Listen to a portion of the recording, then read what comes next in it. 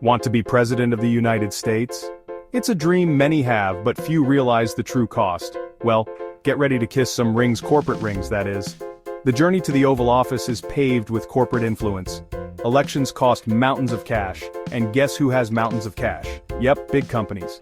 These companies have the financial muscle to sway elections. These corporations donate, wink, wink, massive amounts to political campaigns. It's not just charity, it's an investment in their future. Think of it like a very expensive game of I scratch your back, you scratch mine.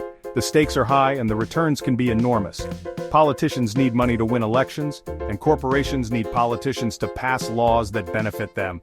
It's a symbiotic relationship. See where this is going? The lines between public service and corporate interests blur. This isn't about Democrats or Republicans, folks. It's about greenbacks. The color of money is the only color that matters here. Both parties are swimming in corporate cash. No one is immune to the allure of big money. This means whoever wins, the real winners are often the folks writing the big checks. The influence of money in politics is undeniable and ever-present. Ever heard of lobbyists? They're the behind-the-scenes power players in Washington. They're like the world's most persuasive salespeople, but instead of selling shoes or cars, they're selling politicians on ideas. Usually ideas that make their corporate buddies even richer. These lobbyists are masters of influence, knowing exactly which buttons to push and which strings to pull. Picture this. A bunch of well-dressed folks armed with fancy PowerPoint presentations and bottomless expense accounts swarming Capitol Hill. They come prepared with data, statistics, and compelling narratives to sway opinions. They wine and dine politicians, whisper sweet nothings, read policy suggestions, in their ears, and generally make sure their corporate interests are heard loud and clear. And it works. These interactions often happen over lavish dinners and exclusive events, where deals are made behind closed doors. Lobbying has a direct impact on the laws that get passed. The influence of these lobbyists can be seen in the legislative process, where bills are shaped and reshaped to fit corporate agendas. Suddenly, regulations that protect the environment or consumers magically disappear, while tax breaks for giant corporations magically appear.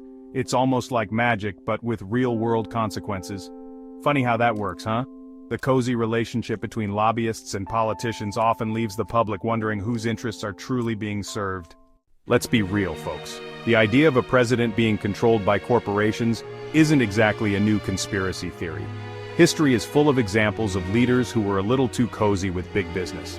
Remember the revolving door between Wall Street and Washington? Bankers and politicians swapping jobs like they're trading baseball cards?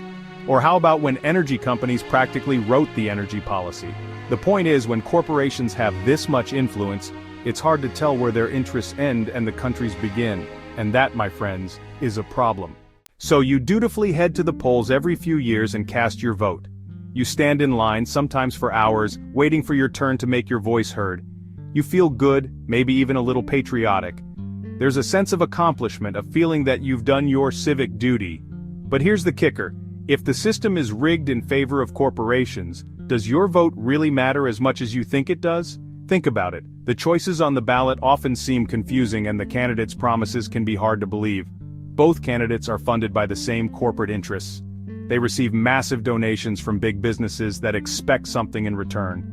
They're both beholden to the same lobbyists. These lobbyists have a lot of influence and often write the very laws that get passed. So, even if your candidate wins, are they really going to rock the boat and upset the folks who put them in power? The reality is, they often can't afford to. This is why so many people feel like the system is rigged against them. They see the same issues year after year, with little to no change. Because in many ways, it is. The influence of money in politics creates a cycle that's hard to break. The good news is, recognizing the problem is the first step to fixing it.